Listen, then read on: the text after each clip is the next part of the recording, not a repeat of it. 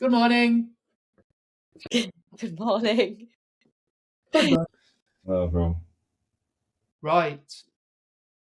Question number one. Yeah, no small talk. Right? You boring. Now, I was about to ask, I was like, I don't watch the UFC yet. No, I haven't actually. I had the urge then, before you said good morning, to just go, no! Hey! What the? Look at his face. Hey, even fucking lights are going dimmer in here because your voice is that loud. what UFC was that? I missed that completely. You know, I don't feel like a proper fan anymore, to be honest. Kenzie Dern was on. I fucking know that. Who was? Kenzie Dern. Yeah, I should have watched that. But a lot of people watched it because of that. Might watch it back now. Watch back for a while. Did she win? I think so, but I think a lot of the matches apparently ended in submissions, which is quite fun for me because normally it's not. Yeah. There you go. Nick did a competition this weekend, didn't you, Nick? Yes. What was your favourite part about it? The food. It's always the food. What was the worst part of one of the workouts? The lifting. It hurt me neck, so I couldn't really. Yeah. That sucked. Why have I not got a name? Because you put mank wank. No, I didn't put We'll that. end up on some register. He put that. I didn't put that. There you go, you got a name. You have got a name, it's just hidden because it's black writing and you got a black hoodie on. I'm waiting for Nick to put something smart in. Right, go on. Ask the first question. Come on, let's go. How to manage behaviour, air quotes, behaviour in a group session when one person makes jokes about gaining weight, eating shit, blah, blah, blah, when the others aren't like that. They do say it in more of a jokey way and they take full responsibility for it, but it still doesn't look good in the group in front of others. Go on, Ant. I want to hear your I'm going to say, aren't I that person? Go on, I'll let you go on this, Nick, because you're coaching groups at the moment, so it's a little bit more relevant. Well, I'd be very direct. I'd be very direct with the person, to be honest. I have, and yeah, I was very direct with someone on last Tuesday. Go on, tell us. About what? Just being disrespectful. What were they doing? Trying to coach. In a word, there's a long story which I'm not going to go into, but trying to coach and being arrogant. And so I had to have a very... Did they feel like they needed to do your job for you? Say again. Did they feel like they needed to do your job for you? No, it's coming more from an arrogant point of view. Yeah. So I personally, it depends. I think this is in a slightly different scenario. It's a larger group. You know what? I'd probably speak to the other people in the group on a one-to-one basis and find out if they are taking it that way or actually if they're not really bothered. You know, maybe they don't join in with it, maybe they don't, but maybe they're just not asked and maybe it breaks up the session a little bit. I would speak to probably the individuals first in a smaller group setting. Yeah. And go from there, personally. What would you answer? Have you got music on, Nick? Yeah, he always does for the dog. Does your dog I'm not going to turn it off. Does your dog like Oasis? She just likes a bit of background noise. I don't know fucking choice. She doesn't request songs. You should let her. Leave an iPad on the floor and see what she taps on. Yeah. She fucking eat it. I think with this, as a coach, what is your fear about this? Like needing to control this behaviour? Because there's obviously something that's triggering them. They're saying, oh, they're taking full responsibility, but are they afraid that it's reflecting bad on them as a coach to other people that maybe are wanting to lose weight, improve their behaviours, whatever? Maybe address that. Assess if it's actually influencing or disrupting anybody else. Like similar to you, Nick, I have people in the box that come into classes and say things like this, but it's just who they are. It's just their values, their personality. And I don't necessarily need to call them out on it. I might just joke about it and brush it off and move on. Or I might make a joke at it about what they've said. About like, you know, basically calling it out, but not in a calling out way. Like I'm not that direct, but I'll just try and make a bit of a joke and move on. But if you feel like it is really disrupting other people and influencing or impacting them, then yeah, address it one-to-one with them and have a little bit of a chat, I think. It really just depends on how it is actually impacting the group, or whether it's just you that feels threatened or annoyed by it. I would be similar to Sky with the indirects. Let's have a. No one else wants to hear this. You fucking dick. Shut the fuck up. Type of indirect directness. And then I feel like it's a difficult one, isn't it? Because you, in that scenario, if you feel it's offending people and it's more than one person it's offending, then I would just have a quiet word and just go, do us a favour. I know you're saying this, this, and this, but it's actually potentially disheartening their efforts in regards to what they're doing or whatever it is that's happening. So indirectness, then I'd probably pull them. But I also would think that, and I don't want to sound like a cliche fucking business mentor here, but survey the people in the groups. And if it's not coming up as an actual thing that's bothering them, then fuck it off. Maybe it's just bothering you. Yeah. You can't control everyone's behavior. Like, they've put behaviour in quotation marks. You've got to understand that there's lots of people different from lots of different, like, even social groups, different beliefs, views. You're going to have people that say things that other people don't necessarily agree with, and it's not your job to control who gets offended and who gets annoyed, unless it is genuinely offensive and genuinely disruptive. Then yeah, take control of it. But if it's just passive comments and jokes like that, that says more about that person and where they're at, and maybe they need a little bit more nurturing themselves. And maybe that's a bit of call to action of, this person is constantly talking this way. Yes, they say it in a jokey way, but a lot of us make jokes to cover up actual pain and frustration. So instead of worrying about the rest of the group, why not worry about that person more? So I just smiled then halfway through you explaining that, because I'm reminding myself of something that happened in the kids under 8 training session the other week. It's one of the lads, because it was cold, went down and hurt his knee.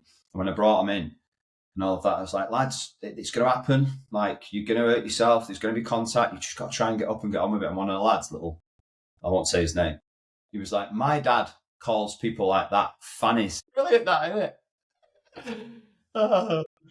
Quality. This is the same kid, by the way, that when I say about putting distance on the turns, I go like that. What's the D word that you need to put on your turns? And he was like, dickhead. Anyway, sorry. Next question. If you could have a gym partner for one session, who would you choose? Anyone in the world? Sky. Now you're going to fucking rinse me for this. Come on. I would choose Rick. I would choose my husband. Yeah, see, I knew you were going to say that. I would. Because he kicks me up the ass, not because he's like super motivating. It's just because that's the only person that can kick me up the ass in a workout, and I'm going to not get upset about it or not think, fuck you, not doing it now. That's good, that, isn't it? Because normally it's the reverse, the other way around, isn't it? Yeah. No, he literally rinses me more than anyone else, especially in a group setting. I'll be lifting and he's like, do you want to tell your face that it's not that hard? That's brilliant. Yeah, stuff like that. Or just, we'll be warming up and he's like, stop fucking flinging it about like it's 100 kilos. We're just warming up. Like, he just speaks to me the same way as he speaks to everybody else, but if not more. So yeah, that is why, because other people it would piss me off. But I think there's like a level of respect there. I'm like, fair enough. Good. Nick? I think Ross Edgley. Oh, that's a great shout. That's a really good shout. Well done on that. Yeah, Ross Edgley. I want to know if he's really that fucking positive all the time. Someone asked him that in an interview, like, you know, sometimes you see people that are positive all the time and you think... Did you watch his swim around the UK? I think I watched some of it on YouTube. Yeah, like, I think if anyone was going to crack, I think it would be during that. But like, yeah, Welts and all sorts going on. The salt. It's mad, isn't it? I actually saw an interview though with him, and someone asked him that, and he said he was talking about his dad and that he just hears his dad's voice, and his dad was always just like, be respectful, you know, do your best. So when he does have like a bit of a negative thought, or he maybe wants to crack, he's like, my dad's voice is in my head. It's such a strong mentality to have though, to just constantly be like, crack on. It's ridiculous, isn't it? Yeah. But yeah, Ross Edgley. Like you, Anthony. I don't know. When I read the question, I knew you were going to come to me, and I really don't know. Like, I'm not sure. There's certain people that just pop up into my head. Yeah, you two at Aztecs fucking screaming at each other. You're not Do you know going what? to time. Do you know what? Do you know? I was thinking about this morning when I was training. I was like, we have never had a good session with each other. So why the fuck are we doing affects together? Like, honestly, we've never had a good session together. The only one good session we've had together was involved the Prowler and the Skierg in Manchester. There you go. That was an all right session. Yes, for the only times we did really have time to train together is when you were doing DUP for 17 years of your life. I'm paying the price because fucking I can't do squats 2 days after each other anymore because my tendons feel like they're going to snap again. Get that. I don't know. I'm not sure who I train with, but I want to give an answer because I don't want to be like Nick. I've given an answer. I know you have for once. Mine was out, but if I had to, it might be someone like in a mad sport. Yeah, you can't change it now, right? But and think about a sport, maybe a sporting person that you might want to train with. Well, my instant thought was Mike Tyson. That was my instant thought. Yeah. I was like, yeah, I'd love to just fucking just for the pants. If anything else, just to chat shit with him. Yeah, I like not because he inspirationally. Yeah. I look from a training perspective. I just want to laugh and maybe no matter what I did, for him to look at me like I'm a piece of shit. Do you know what I mean? And I've got to carry on anyway. I actually think I've been quite fortunate to train with quite a few decent people, to be fair. Like Brendan, who I used to coach, who's Brendan Loughnane, who's the MMA fighter. Like to train him or train with him was unbelievable. Like I've never known anyone with the consistent work ethic from a training perspective all year round, regardless of if he's in camp or not. Like I sat there, I seen on his stories the other day, his resting heart rate's 29 at the moment. That's mad, isn't it? I thought my husband got it like 40. I was like, yeah. 20. Lance Armstrong's was like 24. Well, yeah, so it might have been 27 because he said he was like 3 away from the world record of whatever that is. So that is very inspirational, like fucking. Yeah. That scares me though, that. I think if I trained with someone like that, because I was thinking, oh yeah, MMA jiu-jitsu, I just don't want to be put in the bin that way. It's demoralising. No, but sometimes we need it, don't we? I think. Yeah.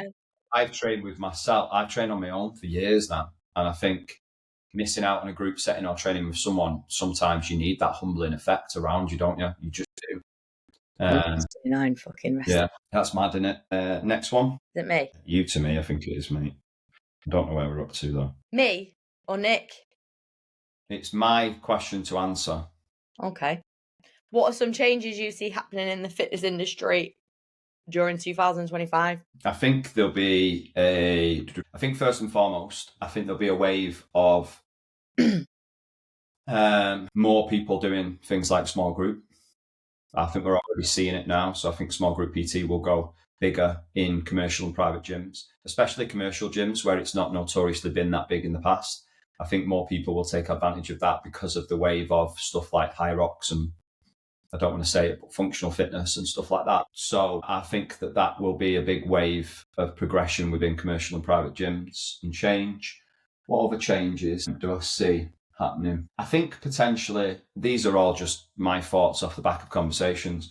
I think probably more experienced coaches having confidence to go off on their own and open their own facility. I think we'll see more of a change in that because of the wave of small group. Yeah, I think they're the only two that I can actually be sat here and be really confident with. I think the one I'm hoping for is more and more business mentors get outed like that guy did the other. I was just going to say that. That was brilliant and like fair play to him because I think the reason why people have held back so much in the past is the fact that it's so easy for these little fannies to throw solicitor letters at people and start to sue them. You look at the amount of stuff that like Suck used to have back in the day and all of that type of stuff. Like it come to a point where people were scared to speak out from a lawsuit perspective, weren't they? Like, but as you can see, there's too many of the cunts who are promising the world on the front end and not backing up on the back end. And it can get into really, really bad circumstances like that guy, and fair play to him for talking out. And I think I'm more so hoping more coaches will talk out so we don't have to. And I've not done it for a long time, but yeah, it was bubbling over the last few weeks, I'm not going to lie. So hopefully more of that happens. Any other changes? I'd like to think that there is a wave of change happening around the focus. And I probably, if you would have asked me this 2 years ago, I probably would have said the same thing around what coaching means, the understanding of coaching, and how to get the best out of people from a coaching, communication, behavior change perspective, rather than focusing so much on said principles and methods and all of that type of stuff. So I think you'll see a wave of change there, because I think there's more of a focus on it than I've ever seen. So I'm not sure. Potentially less of the this might be controversial, low ticket options like the program and only options, more of them will phase out the industry because you've got AI that will take over that process, more or less.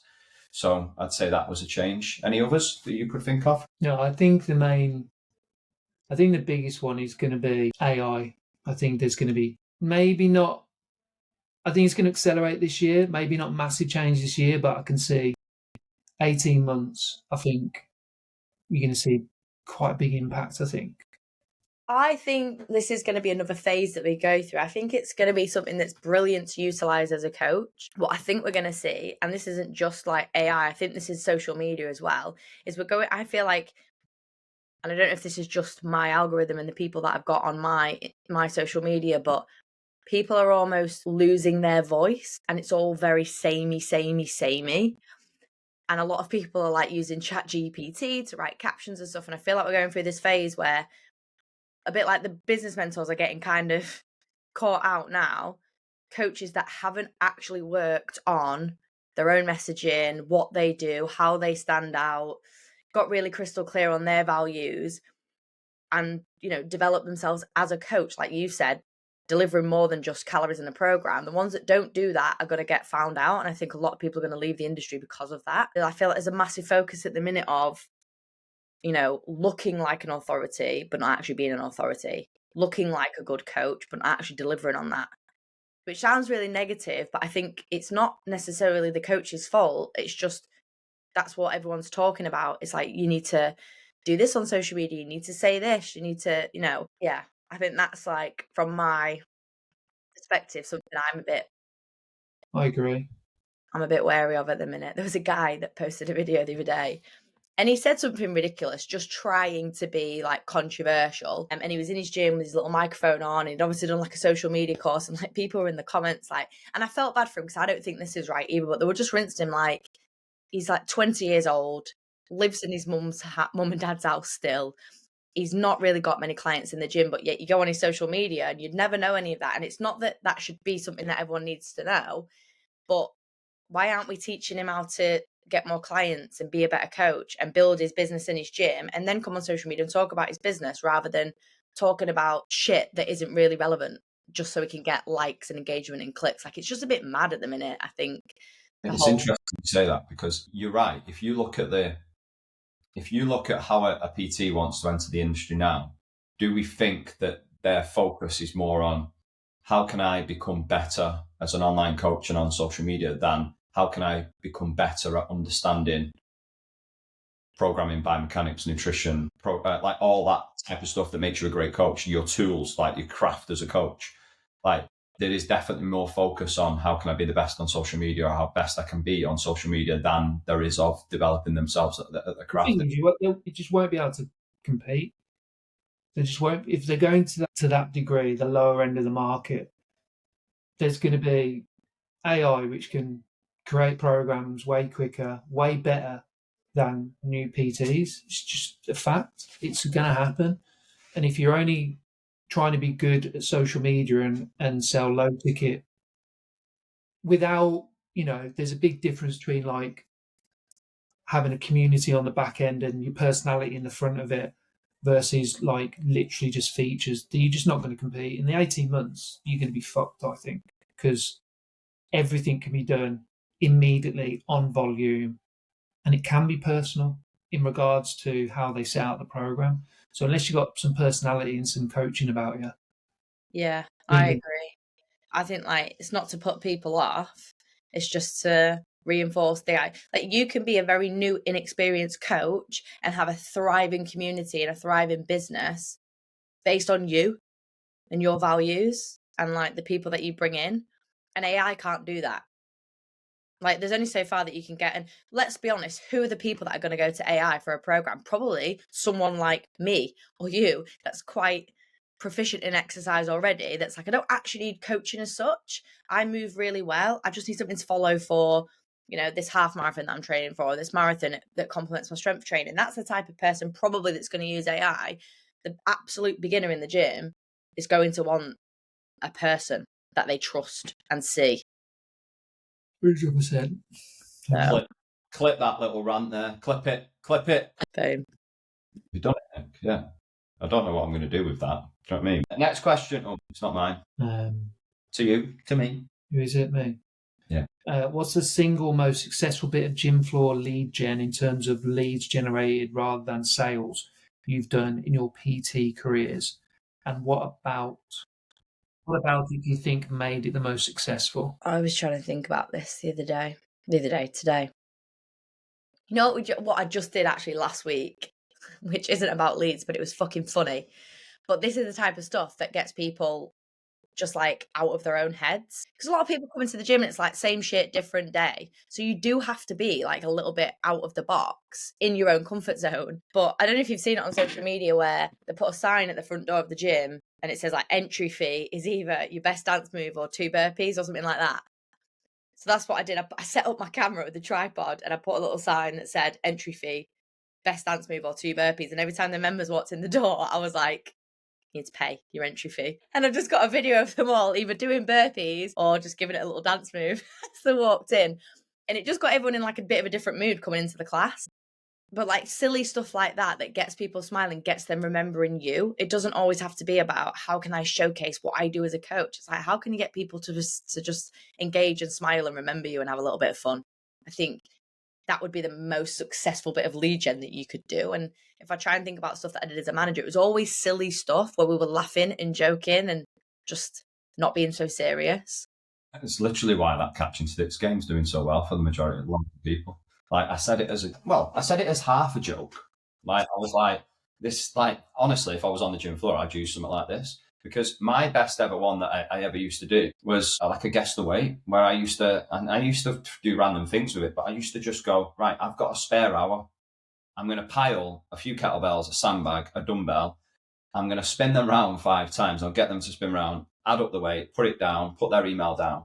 And then just for doing that, I'm going to give you, and there was different lead magnets off the back of it, but I'm going to give you a lower body program. I'm going to give you an upper body program. I'm going to give you a whatever program. I'm going to give you a training I've done on nutrition. You can access my workshop or my seminar on X time.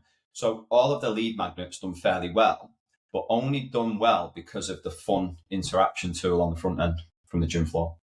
It took me years to find why I struggled. The reason I struggled with lead magnets initially is because I was going up to people with the lead magnet, trying to get someone on the lead magnet straight away. Whereas as soon as you remove it's like an icebreaker, isn't it? As soon as you remove the barrier, that helps you and them. So that interaction tool for me was massive. Like a game, a challenge, like it was just random stuff. Like I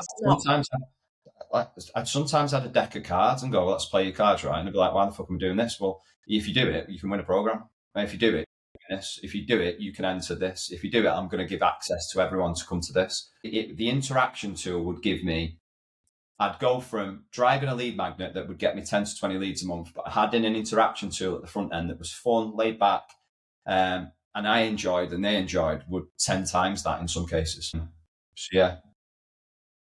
It wasn't my question, but that's my opinion. Nick, what thoughts?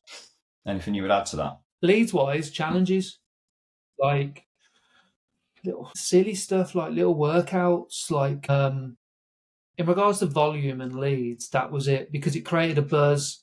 You could have banter, you could pick friends off against each other, like that and seminars, but this was a bit more specific to like cruise ships, was like so easy. And stuff like ad hoc sessions, like group sessions and class dashes, and not really like putting a poster up, booking in, but more so like, so something starting in 10 minutes, or if I'm putting on a trial of something, running around the gym and grabbing people off kit and just piling them in, like simple stuff like that created There was other things like I did loads of health checks, loads of posture analysis, but in regards to what generated a large amount of leads really, really quick was those things. Next. Don't ask me. Is it me? I don't know who it is. Will I ever not feel overwhelmed? No. Yes. Yeah, you will get to a point where you don't feel overwhelmed. I guess it depends on. There's a few things that I think a lot of people need to. What's the phrase I'm looking for? The term confront. I guess I think the first thing is committing to their aim of that certain period of time, whether that be monthly, whatever, right? Weekly, daily, whatever. I think the first thing is confronting and fully going in and committing to it, whatever that looks like. Lead gen, tough conversations, whatever. And then I think the next thing down is going, right, what are the steps that align with that goal, whatever that workload looks like? Booking in conversations, doing the content, writing the email, whatever, right? What are the steps that are directly aligned with that goal? And then giving yourself specific time blocks to complete those steps, and then holding yourself accountable like you're running a business. I think those are simple things. You physically can't do everything at once to a good degree. Everybody knows that. So it's about prioritizing and committing for you on what you're going to be doing, what you're aiming towards, and breaking it down exactly the way you would work with a client. Client wants to lose weight and tone up and build muscle and whatever. You're not going to throw everything at them on day one. And if you do, you can probably expect them to fall completely off on day two. What you will do is go, right, in this first week, what we're going to do, which aligns with your goal, is this. This is the next step. When are you going to do it? Let's book in a time, session in the gym. Great, let's move forward. Next week, we'll do this. That's what you've got to do. But without that full commitment to what your aim is, you're always going to be touching and going back and forth and trying something here and going there. And you're always going to be touching on different things and not fully going in on it. So I think for me, to way to feel not overwhelmed, or let's say less overwhelmed, it's those steps. Next question. What's the best way to deal with constant client cancellations and reinforcing your cancellation policy and setting boundaries, but maintaining a good relationship with your clients? Okay. Step one of that is that I would make sure that and this is the process that I would go through. I'm going to try and keep this actionable. So step one would be, I would get that client or those clients in for a sit down away from the sessions to go back through their goals, what they mean to them, and then the actionable things that they need to do every week that directly align with them goals. Because as much as you probably don't want to hear this, if they truly valued and wanted 100%, were motivated to be there, and we know when they're not motivated, they would get there, right? Unless there's certain things in the way, like, for argument's sake, the time's not in a decent spot for them in their week, and certain things get in the way. So, and I would explore that, and I would put that in front of the client and go, like, whilst we're going through goals, one of the questions I would ask, going, what could get in the way of you moving forward? And if they don't highlight the cancellations, I would probably ring it up and go, okay, in the last X amount of sessions, you've cancelled this amount of time. Would you say that could get in the way? Yeah. Okay. How could you overcome that? And I'd get the client to start to think around it. So for me, a level of commitment around the goal, the actions, exploring the discrepancies to the goal and all of that type of stuff, and then making sure there's an action plan moving forward, because you're probably going to get a more motivated client. And it might mean maybe moving times to make it more realistic for things not to get in their way. Whilst I would do that, I would then, like to your point, reinforce and make sure that your T's and C's are aligned with basically the client understands them. So, and in the T's and C's, but from a cancellation perspective, I've always have like alternatives. Like, for example, you might have overflow slots in your week that clients can book into. They might get a window to book back in their sessions with you in regards to making availability. You've got 7 days or you lose a session. They might have an alternative of being able to do their program.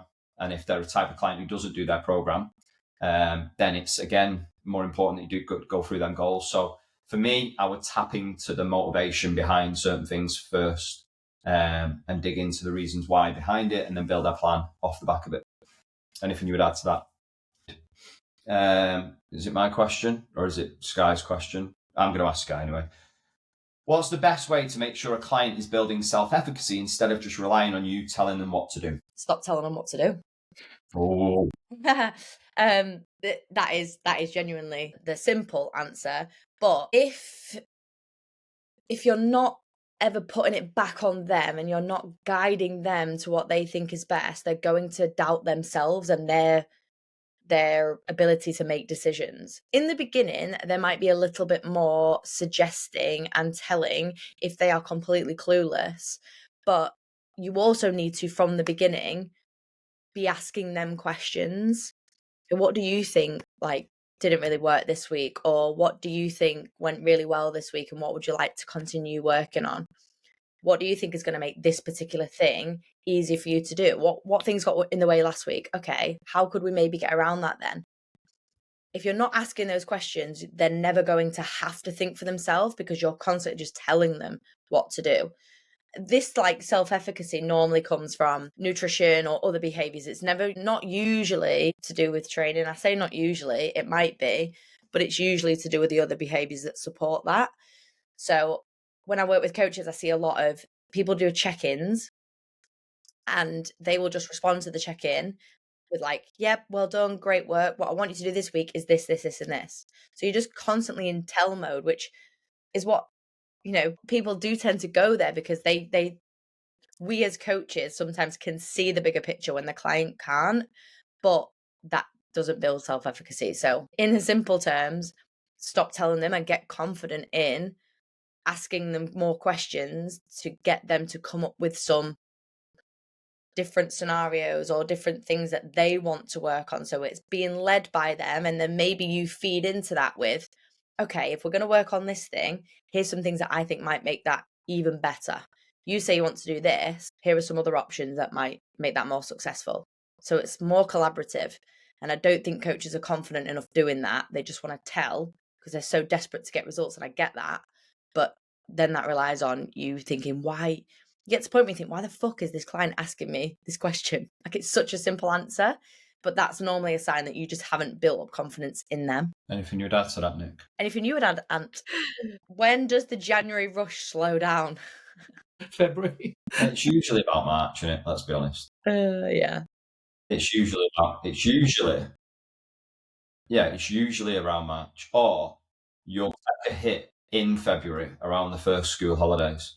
It'll start to slow down. People will break a habit, won't get as busy. And then you'll start to see it trickle off. And you'll probably have a quieter in gyms April-ish. And then it'll slowly start to pick up again. Yeah, but I think in a lot of ways, the school holidays have a massive say on that because it'll go February and then you go Easter, May holiday again, the bank holidays, and then it starts to slow down. So I would say in general, off previous trends from years, it's probably March. That was an easy question, wasn't it? Where's the fucking next one? Oh, if you could have a meal with any two people in the world, who would it be and why? Not fucking you two. Well, that's not very nice, is it? Isn't it? I would actually, because you two generally pay it. I don't know. I always struggle with this. This is one that Rick asks me all the time. I don't know. In the world, do they have to be alive? I know, that's the thing, isn't it? I think it's probably people that aren't here anymore. If you could have a meal with any two people in the world, well, yeah, they have to be alive then, don't they? All right. Well, maybe someone mad like Trump, because he is mad. I want to know if he's like that in real life. You've said him twice to these questions. Have I? You're Trump? Yeah. And then someone that could rile him up and interview him, like Joe Rogan or Piers Morgan or someone. So I don't want an enjoyable dinner. I want a fucking budget. What is happening dinner? That's what I'd go for. Joe Rogan would be a good show. Yeah. Isn't it hard, these questions? Why is it so hard? I'm going to go Denzel Washington, my first one. Okay. Someone from I don't know why, just because I like his film and I'm fine. Yeah. Just talk to me about his film. That he probably does. Area 51 or something. Someone yeah. from the CIA, I don't know, CIA or... Oh, Nick, that's very good. That's very good, that. Just got into space a lot. and aliens are like You just sent it west, and I've just gone under me. I feel like I've not took it. Just clearly under. You're doing so well, and then you were like, "I've just got into space." I keep seeing space facts like come up on feeds and stuff all the time. Yeah, we've been watching a lot of Brian Cox stuff, Yeah, and that sends my head west because I'm like, the Earth is so small, it's so insignificant. The fact that anything exists is fucking wild. When all this, there's no life on any of the other planets, but yet here we are. yeah, whoa, hey, whoa. No, in our solar system, there's no life on any other planet. Yeah. But outside of that, do you think that we didn't land on the moon? It's fake. Oh, I think there's an element of like bullshit. I didn't take you for a conspiracy theorist. I love it. Yeah, I think there's some bullshit there. Amazing, right? Well, there you go. So I just committed to Denzel, did I? And that's it. Yeah, just you and Den's on a date. I'm gonna really think about that answer. You know, it does me head in. Next week. It does me head in every time. Them questions, it gets me. I think Rogan would be good because you get a point of view from because he's interviewed so many different people. Yeah. I won't mind a dinner with Conor McGregor if I'm honest. I think that'd be funny as fuck. Dinner? You mean a sesh? Yeah, sesh. Yeah, I'd love a sesh. Yeah, just go and sit in the Black Forge and have a sesh with Conor McGregor and that. Do you know what I mean? If you survive the night. Please tell me you've seen over the weekend how he played a pub football match. Have you seen it? No. Fucking God, I'm going to share you the video. Flying kick some defender in the ribs. Like, honestly, it's hilarious. Like, it's funny as fuck. And yeah, I just would do that for us. I think it'd be funny. Who else would be really funny? Barn pot. I'd love to listen to Liam Gallagher's stories. Yeah. For mine, it looks as though mine's just going to be a really good sesh. No one's going to eat. It's just going to be... right, next one. I'm asking all the questions. I feel like the fucking quiz master. When looking to launch a new service and doing a needs survey within the demographic, is there a typical framework of questions to consider? So, like target market research? Yeah, I think so. I think identifier-based questions. I know what he's getting at with this, so obviously I'll answer it for him, but others as well. But target market-based questions, so like identifier-based questions. I think you need to be specific with who it's for on the front end first, so you don't have to put in, for example, if I'm going, this person's going to do a mail-only program because he's always wanted to do it. So it'll be blokes around a specific age range, the occupations that they have, the things that they've tried in the past, the goals that they have, the statements that they say to themselves in relation to their goals. I've said what they've tried in the past, didn't I? Yeah, what they've tried in the past. The typical things that get in the way of achieving their goals. What else? The outcomes that best describe what they want, I think is important. The features of a service that they will truly value in regards to, is it the program? Is it the nutrition plan? Is it the home workouts? Is it the accountability? Is it whatever? They'd be my initial thoughts in terms of the normal general questions. What other specifics would you say? Anyone fill in? No, I think all that. Anything else? No, I don't think so. They're probably the main 6, 7, 8 that are in it. I'm sure I've missed loads, but you can have them. Next. Nick. The same question I put before, just about sorry, it's been 2 parts. Okay, as I wanted to do a talking video for my new 12-week program. It does shit me up. Just wondering if you had any advice on how to get over it. I can imagine a lot of coaches have had this issue. Sky. Like, how do you get over anything that feels scary and weird and unnatural? Like, unfortunately, you just have to fucking do it and accept that you're going to be awkward and it's going to be weird. I think a lot of the fear that people have comes from what other people's opinions are going to be of that. So, and that's not an easy thing to get over, but I think if you believe in your program and you want to talk about that, you're passionate about that, then that's all you're doing. You talk about something that you're passionate about and you believe in. It's getting over yourself, basically, because if you're not talking about it, it's not going to connect as well. So I don't have any like golden fucking like magical tools. You're just gonna have to do it. And something that I did when I first started talking to camera was address the fact that I didn't talk to camera very often, and it felt weird and it felt awkward.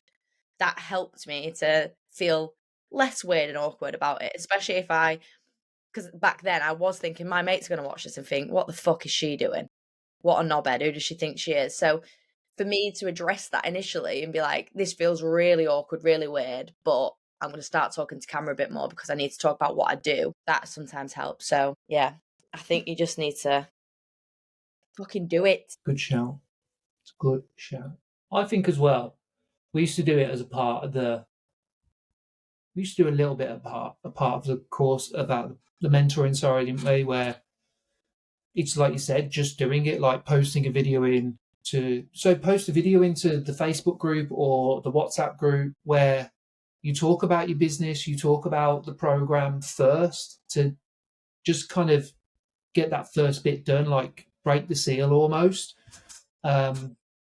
Whatever you feel, your first video, or you're always going to feel like it's going to be terrible. Mm-hmm. Always going to feel that way.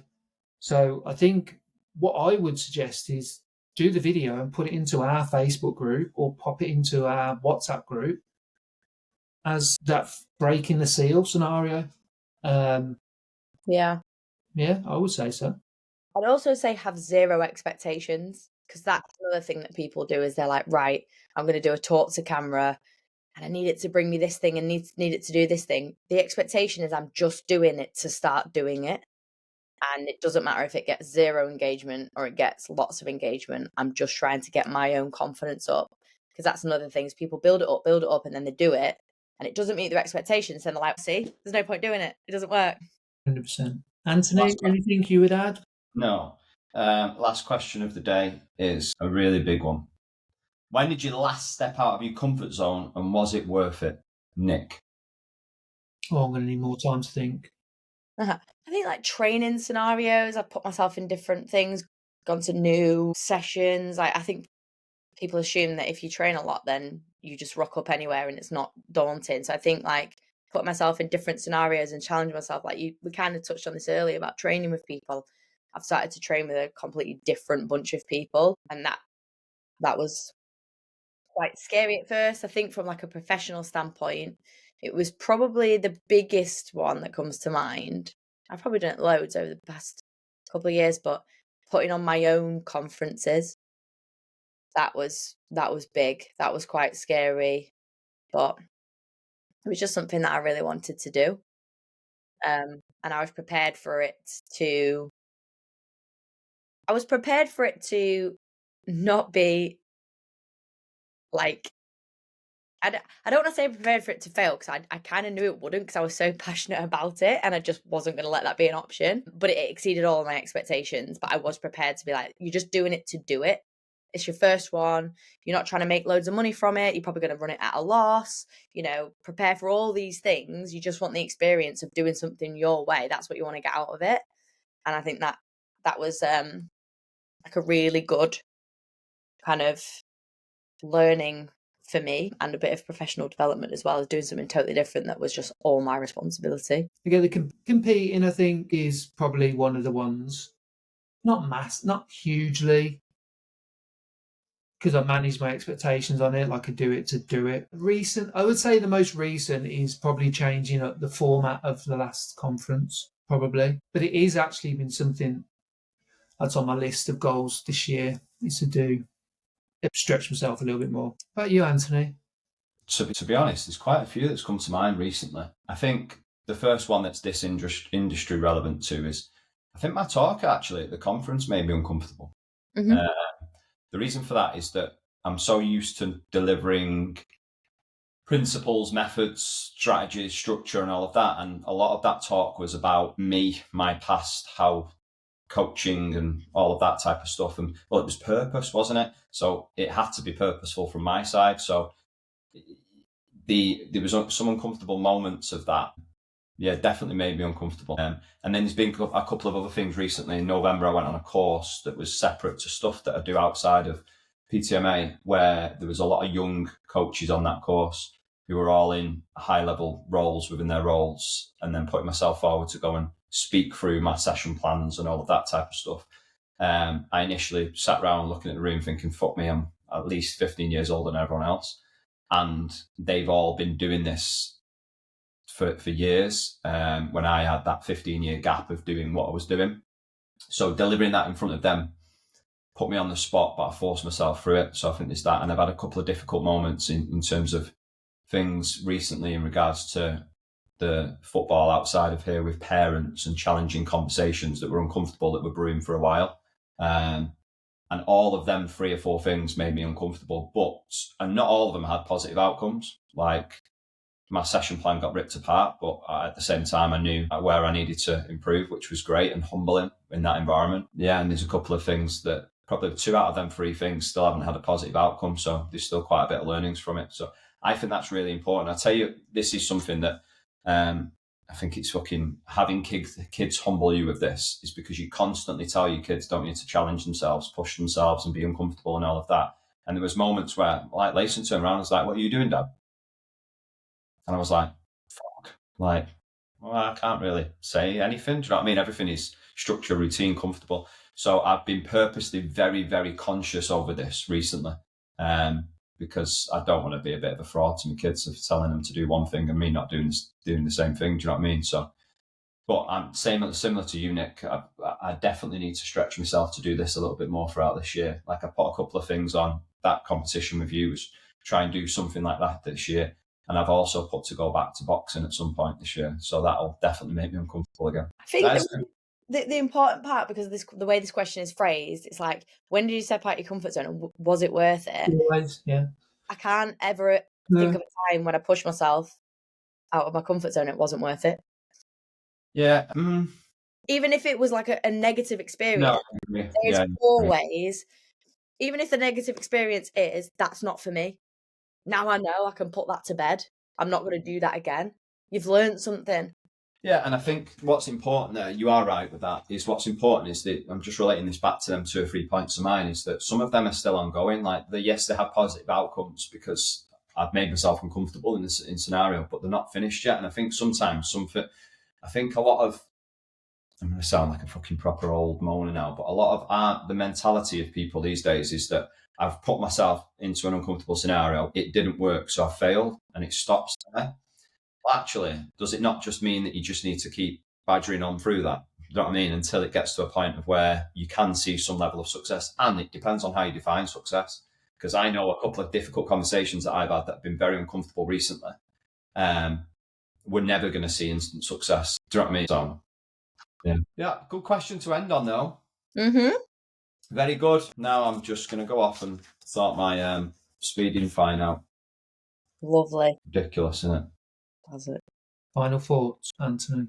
Stick to 30 mile an hour, kids. Speed. Don't speed. Kill your speed, not a child.